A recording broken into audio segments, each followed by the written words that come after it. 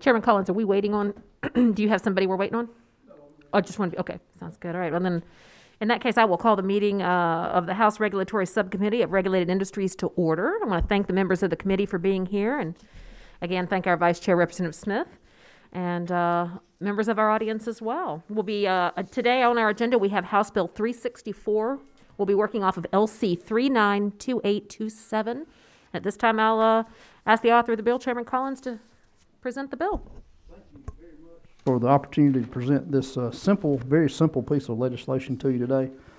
This came to me from some constituents who are police officers who are trying to become licensed by the Secretary of State's office to be security guards in different capacities. Basically, the way the law is written right now, it seems like it's very redundant. You have someone who's policed for many years, who is post-certified, who goes to work, or has had tremendous amount of experience. But mostly, what we're dealing with is those who are active police officers, who have a second job, who are trying to provide for their family. They have to send in two sets of fingerprints and a quite lengthy application process to the Secretary of State's office in order to become a security guard. Well, right now, those people are post-certified, and there are neighbors and friends in our community. We know them, and they're wanting to work a second job as a security guard.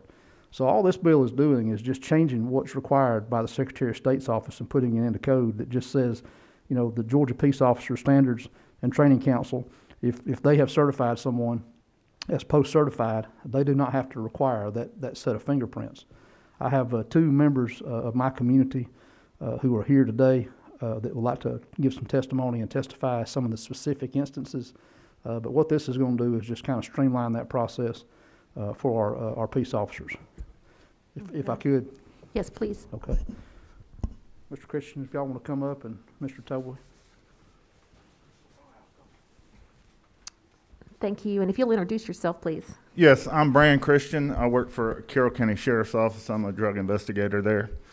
And so basically, I don't know how much you do or don't know about post-certification. So when you're hired, say at Carroll County, you have to be post-certified as a deputy or at Villarica Police Department or Atlanta Police or Georgia State Patrol. You have to have a post-certification, and that's our governing body.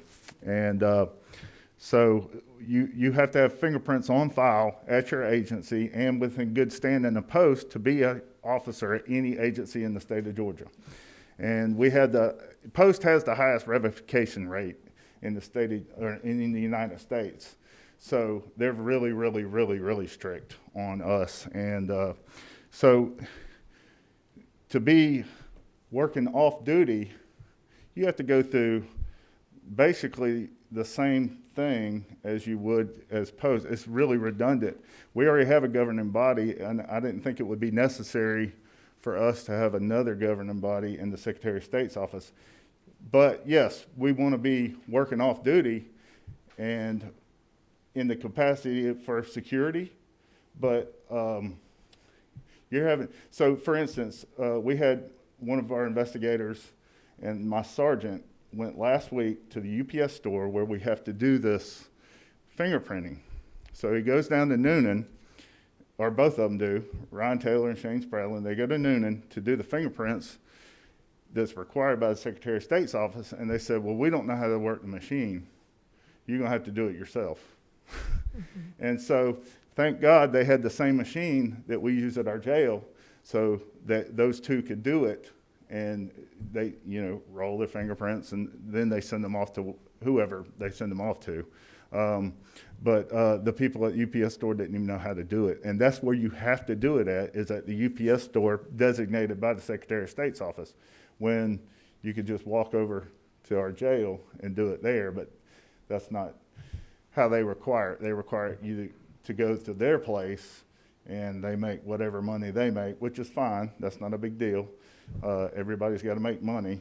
And then they send them, what we understand is they send them off to a company in California. But it's a lot of redundancy, and Cops Excuse are me, just one second. Your understanding is that the UPS, after they collect the fingerprints, send them off to California? to another company, yes, Okay. that holds them for the Secretary of State's office. Okay. And so cops are always paranoid anyway, so you're going to a really unsecure location to send your fingerprints somewhere, where we don't really know who has access to it. And then this huge background check, and it kind of asks about your training and stuff like that, where all you have to do is pull up my O-Key number, that's my identity at post, and it'll tell you everything about me, where I've worked, if I've been written up, if I've been reprimanded, all my training hours, and my fingerprints are on file already. So that's basically the gist of it. Is there any reason to think that the Secretary of State's office, if they needed access to those records, would not be able to obtain them from Post? Yeah, I'm pretty sure that they could obtain anything that they wanted to Understand. from Post. I mean, I'm pretty sure you can do an Open Records Act on any officer anywhere. I understand. Okay, thank you. Yes. Mhm. Chairman Collins. Another member here that would like to testify also. Ladies and gentlemen, thanks for meeting and hearing us out. My name's Mike Tovey. I'm a retired City of Atlanta police officer. And this is my company. And what I do basically is people call me and say, for Georgia Power is our major client. Okay, they say, hey, we've got a tornado in South Georgia. We need 30 officers to do roads and stuff like this. So my company hires these 30 officers. But the state, because it's a third party, me hiring them, tells us we have to go through this security guard school and fingerprints. Well, 3 or 4 years ago, we got our legislator to come up here and strike the security guard school for police officers. The problem is with my industry, they lump us in with guards that you see at nightclubs that got on T-shirts and carry their pistol in front of their crotch, but we're professional police officers. So they hire us to do that. And because they hire us, the state requires us, since they dropped the security guard school, because we're mostly veterans, that we have to do a fingerprint and an application that they control only. And we have to do it every 2 years on every officer. And the fee's about $200. The fingerprints, all our officers are post-certified, and they're even registered with the FBI. So every 2 years we have to go through this process, and we're at their mercy as far as they have one secretary that sends the officer's application, and it takes 6 and 8 months for them to be approved. And if Georgia Power calls or some other has a disaster, we're not supposed to be able to work anybody that's not approved. I understand. So you're saying that there's an expediency issue here. Yeah, and the problem is also the officer fills them out and they don't notify us. They write the officer back and say, this is not approved because you didn't fill out line 3. The officer throws it in the trash, and we never know. So we've got about 70 registered, but it's a great expense to us, and it's redundant. Police officers, the reason they hire us is because they don't want to hire the security guards that may or may not have permits. And we just bring it to you all about the redundancy, and we enlisted Jay to help us with it because we don't know what to do. Thank you very much. And I apologize, Representative Smith. I notice now that you have a question. Lee? Absolutely. Thank you, Madam Chair, and thank you, Representative Collins, for bringing this bill. I first want to start with saying that I support the intent of the bill, but I do have a question about the reading of it. Go ahead. It says here, toward the end, lines 25 and 26, the licensee application shall be further accompanied by 2 sets of fingerprints of the applicant. So is that still requiring fingerprints? Except for those applicants who have been certified by the Georgia Peace Officer Standards and Training Council as having successfully completed the course of training required by Chapter 8, Title 35 of the Standards and Training Act. The licensee application shall be further accompanied by 2 sets of fingerprints of the applicant. Except, I think the line 22 and the 23, except for those. Okay. I believe that follow-up, Madam Chair? Yes. In the line before it, it says, excuse me, lines 20 and 21. It says the license application shall be accompanied by, and it strikes out 2 sets of fingerprints of the applicant, 1 photograph of the applicant, 2 inches wide by 3 inches high, full face, and taken within 6 months prior to the application. Is that accepting that provision? So is it accepting the photograph Let's based on how that reads? let's defer. We don't have lead counsel in here, do we? Okay.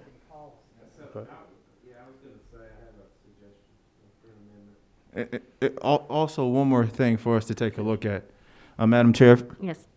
It says also on lines. Let's take a look at lines 23 and 24. Except for those applicants who have been certified, should that read currently certified? Because has been. Would that also, for example, be anyone that's been certified even in 1975? That's a very good point. It needs to. I would agree with my good friend there. Okay. Yes.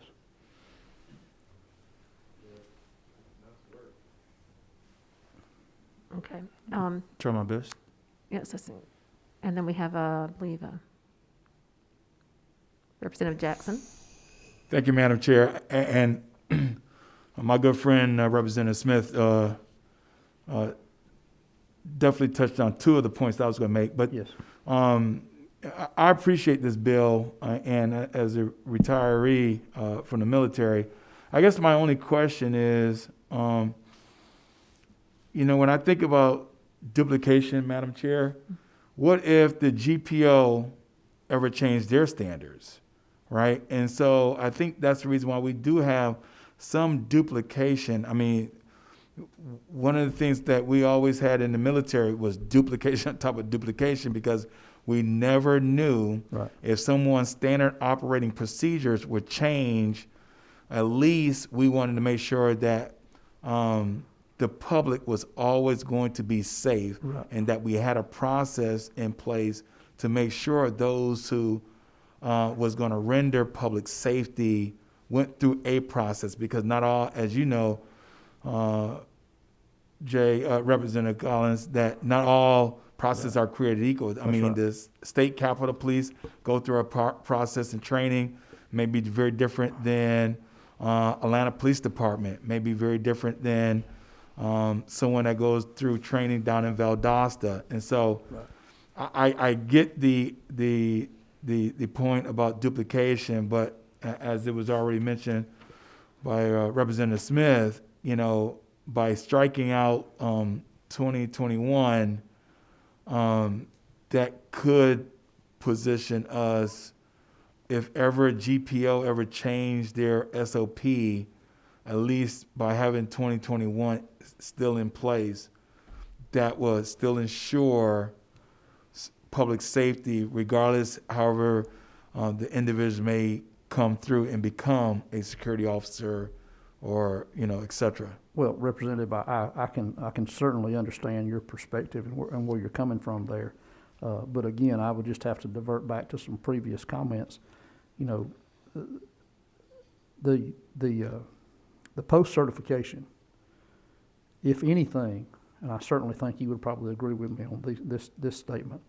If anything, I think the level of standard is going to be raised as we move forward as a society about who has the ability to arrest someone and be a police officer and be a post-certified officer in Georgia. Mm-hmm. I see that standard continuing to rise. I don't see that digressing back.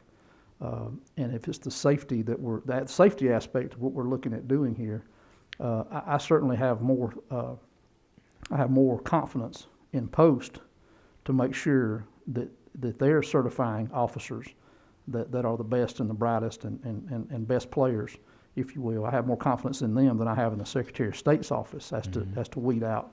That's really not the Secretary of State's responsibility. Mm-hmm. So I see this post certification as a higher standard, and I think you will always see that in this state, and I certainly hope so. And I know as a chairman of public safety, that's certainly a goal of mine. Mm-hmm. Absolutely. That's what I would say. But again, it's just the fact that these officers are using this as a part-time job. They have a level of expertise that's just not someone who's went to a security guard school. And to ask them to go to another community and have fingerprints done, and you heard the testimony. I've heard this numerous times from various constituents, and so I appreciate your question and your concern there. And I'm happy to change any verbiage in this language to appease the committee to make it a better bill. Right. I have actually, from having worked on some public safety legislation last year, I know I had heard the post certification standards is referred to as kind of with gold standard. That at the high level, sort of a high bar set Yes, there. and if I could hit one more point that was made, the rates of those who are, I guess we're looking for decertified, is that the word I'm looking for, who have their revocation, their post-certification revoked. Georgia's one of the highest in the nation. So you can see there is some credibility and accountability with that organization. Madam Chair, Yes, I'm sorry, you're 15? Yes. So no, I definitely agree with you, Representative Collins.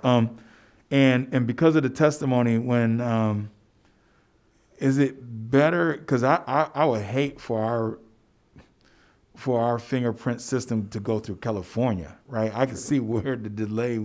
Sure. I'm open to a friendly amendment to let GBI be the clearinghouse, right? They should have the capability and the capacity to be the clearinghouse. That way we keep it in state, the process remains in state, and that may help, based on the testimony that the gentleman provided, help speed up the process if GBI is the clearinghouse. Well, the whole intent of the bill is to do away with the redundancy. That's the whole intent of the bill. If you keep the second, if you still have them complete the application process, have to get the 2 fingerprints, that does away with the substance of the bill as far as I'm concerned. Okay. And that's not an amendment that I would be willing to accept at this time. Okay. Representative Carpenter? Let's see here. Hold on. There, hey, all right, thank you there. All right, so here's what I was kind of thinking, just a suggestion for amendment, is it says, go into line 20, it says, the license application shall be accompanied by, keep that 2 sets of fingerprints of the applicant, then put, except for those, put all that verbiage that you have down below, except for those applicants who have been certified by blah, blah, blah, blah, blah, 23, 24. Who are currently certified. Yeah, and replace that, make it currently certified, and then stop it at the act, comma, and then the 1 photograph, 2 inches wide, and all that stuff falls back in, so that it does the exception, like Representative Smith said, the exception is on that fingerprint piece that you're trying to get out of, because I think there would be some, maybe it wouldn't be as clear down there where it is now. I think that would take care of that, and then add that language about currently certified, and I think that'll solve the problem that you're trying to do. And then whoever's in lead council will probably shoot me a bird and tell me I ruined the whole bill, but no, I think that to me is, as a novice of law. Well, and since we're in subcommittee right now, if we could make that. Yeah, we could have time definitely. to clean that up. Yeah, we before could go clean that full. up. We could clean that up in full committee. Yeah. Absolutely. Is that what I know we have a call into Ledge Council. Do we have any word on whether, at this point? No? I would say that, because I know she'll be there for full committee, because we have that in just a minute, correct? Yes, that's correct. So we could make those changes in full committee if y'all could live with that. I understand it's a little complicated, but it is. I don't believe this will be on the agenda for the full committee. It'll be next week. Is that It'll right? be Oh, next okay. week sometime. Okay. Yeah. That understand it. And Chairman will be understanding that we're passing out a bill that's not cleaned up yet. Well, I mean, we can pass it out as amended. We can make the amendment and pass it out as amended. Just need to make sure lead council gets that language. Absolutely. I think maybe possibly deferring and waiting for an opportunity that we have Ledge Council present might be a good idea. Or we can go ahead, if y'all are good with just striking on line 3, just say, or 22, I mean, at the end say, except for those applicants who are currently certified. I think that all makes sense, because the exception is only for the 2 fingerprints. That's right. You know, if they're already 2 fingerprints on file, then they don't need to send them again. They just need to send the 1 photograph, that, with the details within 6 months. I'm okay with it if it reads that way. Yeah. My question is whether or not does it read like that? Are we certain that it reads that way? Well, that's the amendment on that. Okay, You made the okay. motion to amend line 23, striking who now through. We're gonna have Kasey make Say that. it again. Since he has it. Yeah, I think that, Madam Chair's working on it. Okay, thank you. Her and Brian. So you're saying by adding increment here, and then removing this section down here? And removing it there, okay. Right. It just kind of moves things around a little for clarification, and then changing the language on line 23, which we can do. If you guys would like to, well, do we have any other questions for Chairman Collins? No? Okay. Thank you. Well, then, I guess we will proceed then, and let's see, do we have let's start with I'm still new at this. We got to proceed with a motion on this bill. So I will entertain a motion on the bill at this time. Do pass. Do we have a second? Okay, and then any discussion, amendments at this time? Okay, so my understanding is that we will be doing is replacing language on line 23, crossing out have been and making that are currently. Does that sound correct? For those applicants who are currently certified by the Georgia Peace Officer Standards and Training Council? Okay. And then also the unstriking the lines that struck out between 20 and 21, the 2 sets of fingerprints of the applicant And, so we're unstriking that language. Then we're moving except to the end of that applicant on line 21. So we're taking the new language and moving it up to line 21. So it except for should, those applicants, and moving that up. so it should read, the license application shall be accompanied by 2 sets of fingerprints of the applicant, except for those applicants who have been currently certified by the Georgia Peace Officer Standards and Training Council as having successfully completed the course of training required by Chapter 8 of Title 35, the Georgia Peace Officer Standard Training Act, Period. period. And then that little bit of language at the end of 25 and 26 has disappeared. Okay. All right. All right. Is that, Madam Chair, but yes. where would the one photograph of the applicant 2 inches wide, where is that language? It's still there. So at the end of that period, Come after that paragraph? yeah, that's right. Okay. Yeah. Along with, So you would probably take the period at the end of applicant and put and one photograph of the applicant. the company, okay, And, yeah. yeah, I can support that. Okay. All right. I believe the next step is, if there are no other questions on that, then I'll accept a motion on the amended language, the amendment. Just a question, that last phrase, the license application shall be further accompanied by 2 sets of fingerprints of deed. That's gone, correct. I'm sorry, I misspoke. So at the I'm end sorry, of- say that again, please. At the end of act, it goes act, and then it goes back up to and one photograph of the applicant. So Right. that So line no- I misspoke on the applicant piece, I Understood. apologize. Okay. Understand that. Starting with the license application shall be further accompanied by 2 sets of fingerprints of the applicant. Right. Yes, that's correct. I leave that part. And that replaces the one photograph of the applicant 2 inches wide, that language, right? That language falls back in there, and then it goes down to the board shall have discretion to deny any license.